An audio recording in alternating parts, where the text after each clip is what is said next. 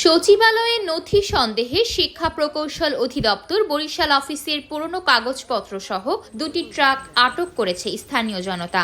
শুক্রবার সন্ধ্যায় বরিশাল নগরীর কাউনিয়া থানার কাগাসুরা এলাকা থেকে ট্রাক দুটিকে আটক করা হয়। হইতে পারে যে যদি এরকম কোনো জরুরি কাগজপত্র দেশের যদি আমি এখান থেকে এটা সরাই নিতে পারি, আরো কিছু লোক সেফ হয়ে গেল, এরকম তো হইতে পারে। বিগত সরকারের অনেক দুর্নীতির কাগজ পুড়ে ফেলানোর চেষ্টা করতে আছে, যারা এইটার সন্দেহ করে এখানে লোকজন আটকাইছিল। 2 দিন আগে সচিবালয়ে আগুন লাগছে, তা আমাদের এলাকার মানুষ তো ভাবতেই পারে যে এই কাগজপত্র সেই জায়গার কাগজপত্র, এইভাবেও তো আটক করতে পারে।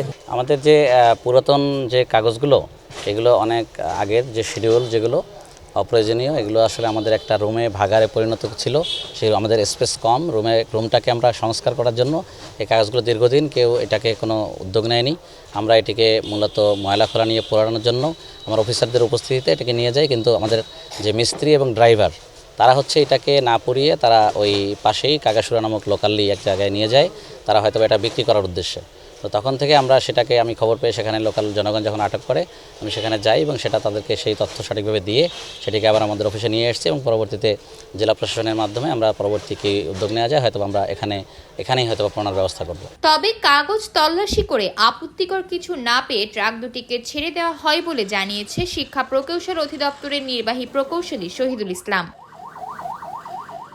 বিপুল সংখ্যক অফিসিয়াল কাগজপত্র দেখে আটক করা হয়েছিল ট্রাকটি। পরে শিক্ষা প্রকৌশলের নির্বাহী প্রকৌশলী এসে ছাড়িয়ে নিয়ে যান সেটি।